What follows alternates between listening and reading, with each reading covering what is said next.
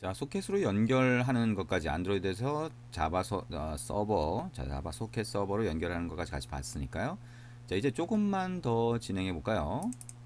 자, 우리가 안드로이드에서 이렇게 스레드를 만들어서 연결을 했는데요. 자, 스레드로 만들어서 연결하는 거를 로그캣으로 보여주는 게 아니라 이번에는 화면에다가 보여주고 싶다라고 하는 경우가 있을 수 있겠죠. 무슨 얘기냐?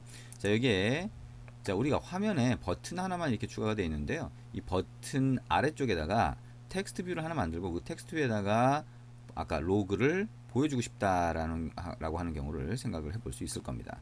자, 그러면 activity main.xml 파일을 열고요. relative layout이 아니라 자, 이거를 linear layout으로 한번 바꿔볼게요. 자, 코드에서 그냥 바로 바꿔봅니다. 자, 이렇게 바꿔보고요. 자, 여기에 있는 버튼이라고 하는 거 아래쪽에다가 우리가 텍스트 뷰를 하나 추가를 해볼게요. 자, 여기다가 자, 텍스트 뷰라고 하나 추가를 해봅니다. width는 뭐라고 할까요? 그냥 match parent, height, match parent 이렇게 해보도록 하죠. 자, 텍스트 뷰에 id 하나 추가해 보고요. 안드로이드 id라고 하는 거는 add plus id 그 다음에 텍스트 뷰 이렇게 추가를 해봅니다. t가 소문자가 되겠죠. 자, 그래서 이 텍스트 뷰에다가 우리가 결과물을 보여줄 거고요.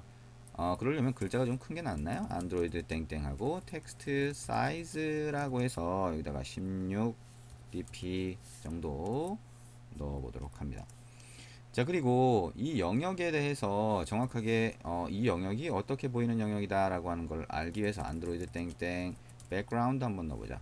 백그라운드 샵 ff ee dd ff 네, 이렇게 한번 넣어보도록 하겠습니다.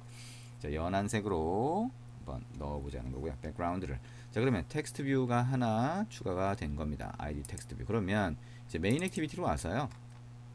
자, 우리가 여기서 텍스트 뷰 추가한 걸 하나 찾아주면 되겠죠. 자, 텍스트 뷰.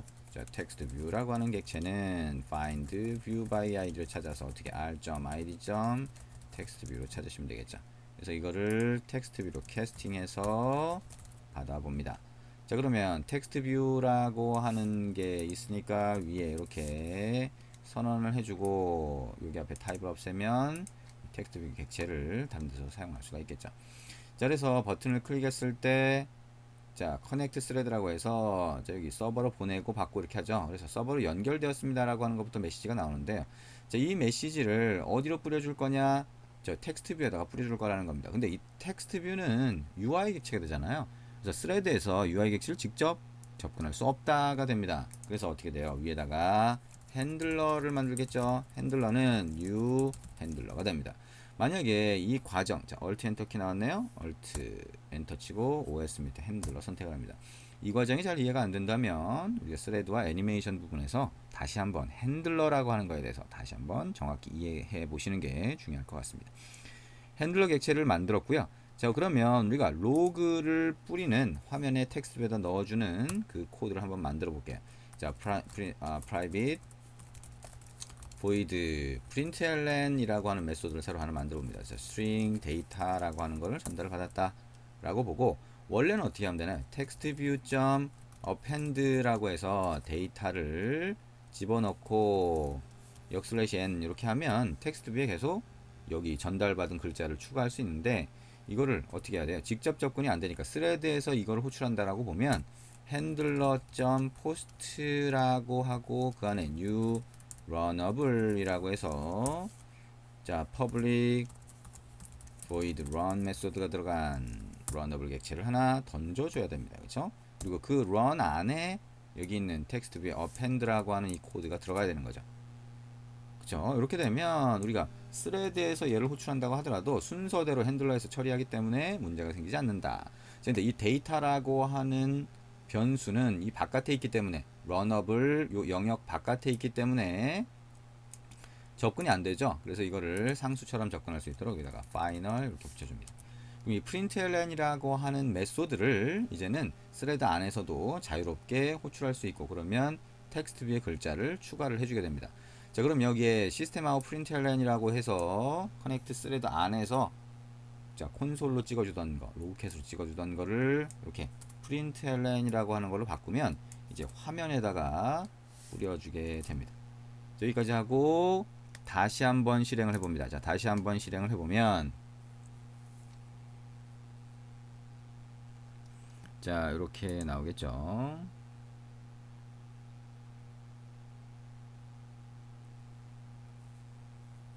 자, 실행을 단말적으로 했습니다. 자, 단말적으로 실행을 하고요. 자, 보니까 우리가 리니어 레이아웃이라고 하는 거를 버티컬로 안 해줬더니 오른쪽으로 추가가 됐네요. 뭐 상관은 없겠습니다만은. 자, 연결하기 눌러보면 자, 어떻게 나오나요? 연결하기 눌렀는데 아이고, 반응이 늦게 왔군요. 제가 두 번을 눌렀습니다. 그죠? 그래서 반응이 늦게 왔네요. 서버랑 연결되는데 시간이 좀 걸렸기 때문에 늦게 도착하는 것 같죠? 자, 연결하기 다시 누르면 그 다음에 이제 바로 옵니다. 자, 연결하기 누를 때마다 자, 이거는 처음 연결할 때 처음 소켓 객체가 연결될 때까지 서버에 있는 정보를 찾는 게 내부적으로 밑단에 네트워크 밑단에 처리가 되는 그 시간이 아마 소요가 되는 것 같죠? 그래서 연결을 만드는데 시간이 걸리더라. 지금도 중간중간 지연이 되네요. 그죠? 어쨌든 연결, 소켓 연결을 만드는 것 자체가 지연 시간이 걸릴 수 있다라고 하는 거 생각해 볼 수 있을 것 같습니다. 자, 그래서 이렇게 자, 클라이언트 쪽에 화면에다가 직접 뿌리려고 하면 자, 얘가 스레드를 사용하기 때문에 핸들러라고 하는 객체를 사용한다라고 하는 거 생각을 하시면 되고요. 자, 이렇게 서버와 클라이언트가 주고받는 데이터를 안드로이드 단말 내에서 보여줄 수 있다라고 하는 것까지 우리가 같이 봤습니다. 이게 자, 소켓으로 안드로이드에서 데이터를 주고받는 방법이다라고 생각을 하실 수 있겠네요. 자, 이 소켓은 TCP/IP 어떻게 보면 가장 기본적인 내용, 그다음에 네트워킹의 가장 기본적인 내용 이렇게 생각할 수가 있겠고요. 자, 이제 우리가 소켓 위에서 HTTP라고 하는 소위 표준 프로토콜을 사용하는 HTTP로 데이터를 주고받는 방법에 대해서 이제 알아보게 될 겁니다. 여기까지 해서 소켓에 대해서 같이 알아봤습니다. 수고하셨습니다.